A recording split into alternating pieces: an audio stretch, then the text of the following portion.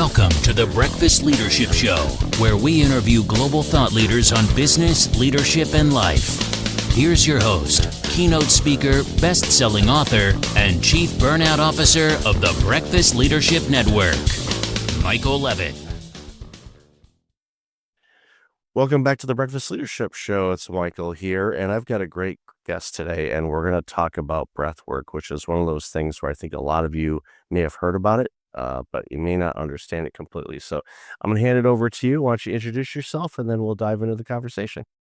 Thank you, Michael, for having me. My name is Anisa Elamin. I did develop the Yin Yang energy, which is a balance of inspirational leadership through comprehensive work-life harmony and mindfulness-based yoga practice, breath work, and meditation. And that's considered a Yin Yang energy. While the information technology, the technical aspects such as business intelligence, data analytics, as well as business development, is considered as a yang energy. I'm very excited to have me here and speak about the importance of breath work to minimize the risk of burnout and enhance mindfulness, leadership through emotional intelligence. Thanks, Michael.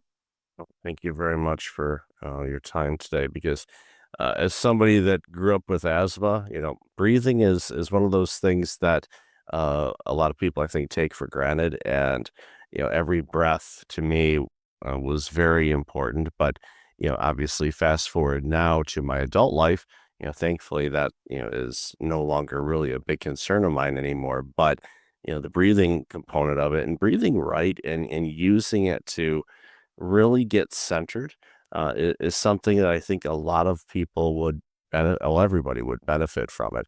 But as we talked about a little bit in the pre-show, it just seems like right now it is a very stressful time for all kinds of people. It doesn't matter where you are, what country you're in, the way of life. It has been a really challenging period of time especially the last 5 years, if not longer, depending on where you are. So why don't you, give us some insights on what actually breath work is, how it's practiced, and some key ways that people can use it.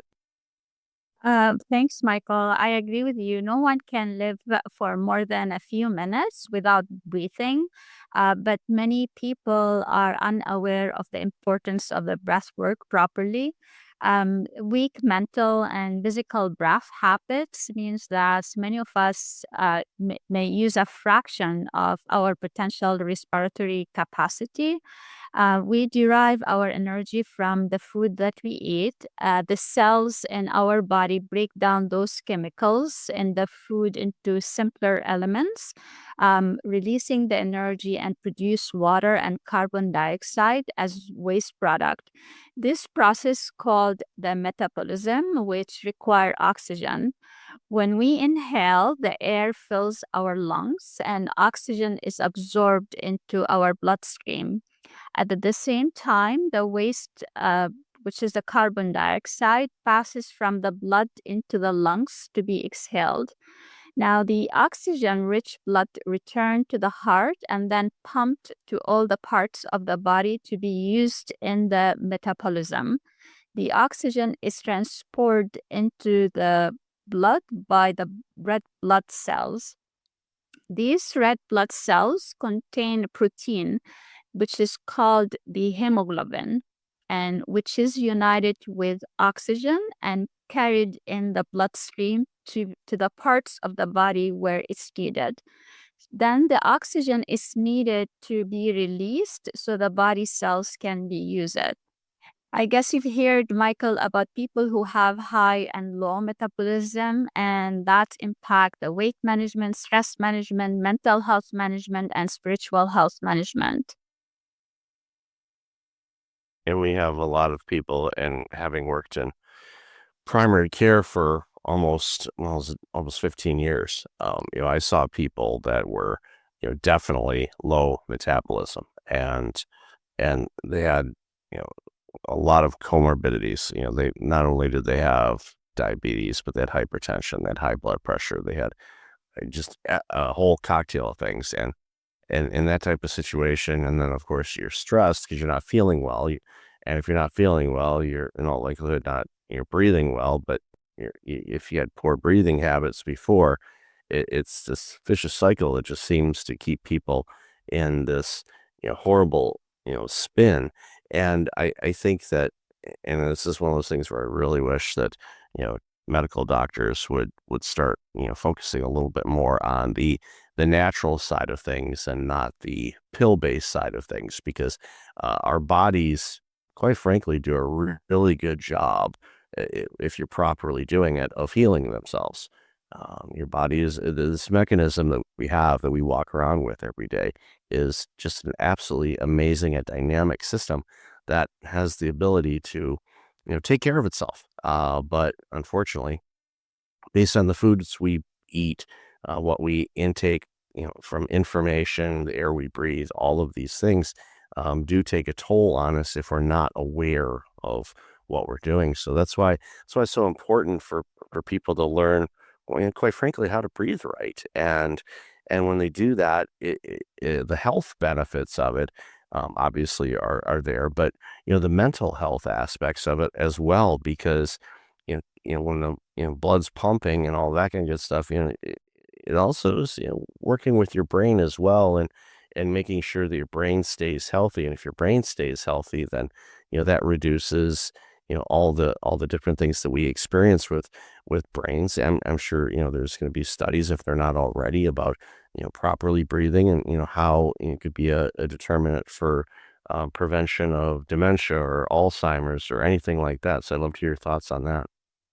Yes, so there are the importance of the breath work has different aspects, so such as the mental aspects, the energy, the prana aspect, the spiritual aspect, the physical aspect. So if I want to emphasize, like if I want to just talk a high level on each of the aspects.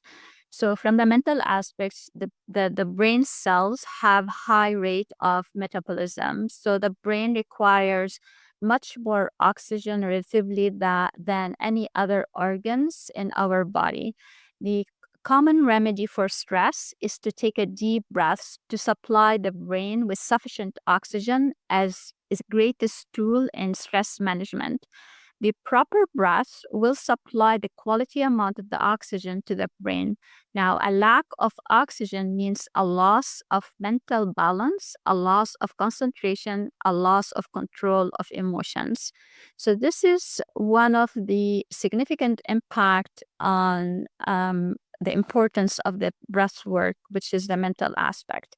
The second aspect is the prana. Prana means life force or universal energy that flows in and out in our body. When we perform breath work on a regular basis, we can learn to control our energy within the body and ultimately gain full control over our mind. Then the prana, which is the universal energy or the life force, when consciously controlled, it's a powerful way to direct and control your energy, which can be redirected for self development, for healing self from diseases, and for healing others. The third aspect, importance of the breath work, which is the spiritual. Breath work can also have a spiritual practice that allow you to move you beyond the mind and the body and helps you to connect with your inner self. Not sure if you heard about the term chakras, but the chakras, it acts like a telephone exchange. With many wires leading in and out, the chakra represent the vibration in our body through the breath exercise or the pranayama. Then the body increase the level of the vibration. Now, the last major impact of the breath work on the physical aspect, which is very important to learn, the proper breath requires three movements. First is the diaphragm causes the abdominal expand, which fill the lower part of the lungs. The second is the intercostal muscles, which expand the rib cage and fill the middle part of the lungs. Finally, the collarbone, which bring the air into the top part of the lungs. Now, most people breathe using only the top part of the lungs, which is the collarbone's lift, and they leave behind the intercostal muscles and the diaphragm areas, which put the body in a starving state for essential oxygen while preventing the complete elimination of the carbon dioxide and the waste product. So overall, to speak about the breath, or in general the pranayama or breath control, all the terms is the same. It seems as an important link between our physical and the mental aspects, as well as the other aspects, but the major aspect is the mental and the physical, where the breath cleans and strengthening the physical part of your body, and the breath's most important benefits to your mind, where it stays calm, steady, and clear, and that will enable the person to prevent injuries as well as to heal from chronic illnesses or diseases. That's amazing work that you're doing, and what's again important, everything that you've just talked about over the last couple of minutes, you don't have to go to the store to buy anything to do this. You have it already. It's within your body, and it doesn't surprise me that people are not using their full capacity to breathe. That's why whenever you have any type of exercise where and I've done this in conferences that I've spoke at, and of course I've been a part of events that have done this as well. It's like, okay, we're gonna kind of refresh. So everybody stand up. Okay, we're gonna take 3 or 4 deep breaths, and it helps regulate our bodies. We just naturally feel better. We feel more present. We feel more alert. Um, and this is without coffee or caffeine or any other stimulant that is temporary in nature. It makes you feel better. And again, it's one of those things where you can do this anywhere. And I think that's so important for people to remember is like, well, I can only do this in the morning or at night. No, you can do it, as you're waiting, to walk into your office, or you're sitting in your car. Now, don't close your eyes while you're driving, please. I mean, don't do that. And be focused. It's like, don't, if when you're driving, focus on your driving, please. But there's so many other places where you can just take a deep breath and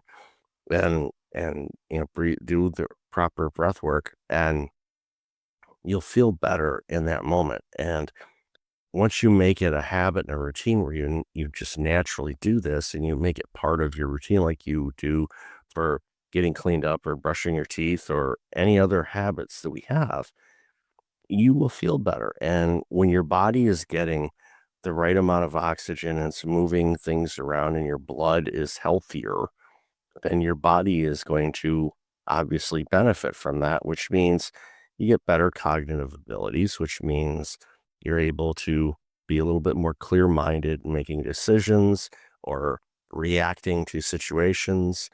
It helps keep stress regulated, because with burnout, you have to have prolonged stress. And burnout happens when people aren't addressing their stress. And too many people are just too fatigued to do that. And quite frankly, you breathe well, you get good sleep. And again, that's another benefit of this, is when your body is healing itself and you feel better, guess what?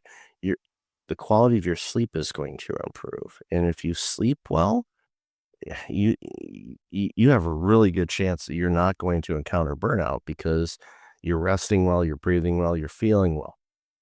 You get those things right. And again, none of these things are requiring you to go to the pharmacy and buy anything or order this device or anything like that. It's already within you.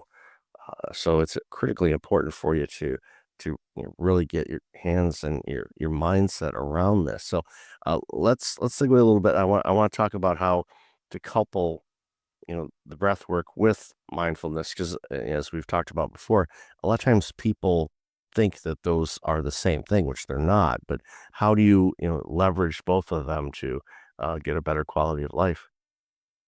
Yes, so a study shows that mindful breath techniques activate the amygdala, which is the emotional regulation center of our brain, and thus reduce the negative emotions and stimulate positive changes in our mood and cognition. So the more you breath, the better you breath, and any time, the better we were gonna have high emotional intelligence. So breathing is one of the most accessible tools to practice mindfulness. The mind can be busy place and focus on different type of breath techniques would enable the mind to use that tool to focus on rather than fluctuating your thoughts. So then the benefits from the practice can start immediately when you start to do the breath, like within minutes of starting. These practices in a very short uh, would enable the person to be more transform transform the different aspects, as we've said, the mental aspect, the prana aspect, the spiritual, as well as the physical aspect. The breath work is a fantastic entry point to helps with meditation, uh, which is part of mindfulness as well, giving us the tool to cultivate both the mindfulness, to cultivate the resilience, to cultivate the gratitude. If you enjoy conscious breath, the breath work can be a stepping door to meditation. Now, mindful breath is an active form of meditation that can be easily and accessible for those who are trying to do it for the first time. Meditation holds great benefits, but it does require discipline and it requires practice and require to focus in order to master the meditation. The breath work and meditation, they are very similar. They both require to stay focused on the tool, and the meditation will often to use the breath as one of those tools. And it's again, you couple all those things together, again, you're gonna do a better job of preventing prolonged stress and burnout. And it's one of those things where when I talk with people that are burned out, I'll ask them, it's like, so, and do you have any breathing problems? How's your sleep? I just kind of, I'm asking them without directly asking them up front. It's like, by the way, do you meditate at all? Or do anything about mindfulness? I don't ask that right off the bat. I ask them, okay, how's this and this? And their answers will tell me right away if they're doing it or not. And then we'll say, okay, well, let's do this. Let's just to kind of relax ourselves a little bit. Can you take a deep breath for me? Okay, I'll hold it for a few seconds. Okay, release. Let's do that 2 or 3 times. Then I'll ask them, say, how do you feel? At this moment, because I want them to basically understand how they're feeling. Because time and time again, when people are fatigued, stressed, sick, whatever, they know they're not feeling well, but they don't necessarily know how they are feeling because they don't look within. They don't dig deep to figure out, okay, how am I feeling right now? How's my mood? How's my mindset? How alert am I? Do I have any weird aches or pains or anything like that? Just become more self-aware. And so many people, unfortunately, are clueless on what's going on in their own life. And they're walking around with themselves all day. So it's sad for me in a way that so many people are missing this, because once they implement some of these routines in their life, they're going to naturally start to feel better. And if they are feeling better, they're going to be better, and it can help ease, a lot of the ailments that are, tying up our emergency rooms and our doctor's offices. Where we are in Ontario, there's an election coming up, next week. And I know one of the, and I really shy away from politics, but a lot of the candidates are talking about healthcare. Well, we need more doctors. We need more doctors. In my opinion, having worked in primary care, I'm probably going to get in trouble for this because there's some people I know that still, I'm connected with. We don't need more doctors. We don't. We need more people to take better care of themselves and learn the techniques on how to do that so we don't have to strain the healthcare system where we need so many doctors. It's unfortunately people use family medicine and physicians and doctors as this quote unquote get out of jail card for bad behavior. And people, if you're not breathing well and you're not taking care of yourself, it's on you. And to expect the healthcare system to fix you is a pretty big ask, and it's putting too much strain on the healthcare system. So adding more doctors is not going to fix that issue. Taking better care of yourself, learning how to breathe right, learning how to manage your stress better, learning to eat the right foods for you. You do those things, you're going to go see a doctor for checkups. That's going to be about it. You're not going to need to go see them because you've got 3 or 4 chronic diseases because you have not been taking care of yourself. So I'm going to get off my soapbox now. Those are things I always wanted to say when I was working in the sector. Now that I'm not, I feel a little bit more freedom to share my viewpoints on that. But again, it's our bodies do a really good job of healing themselves if we allow them to do so. So your thoughts on that?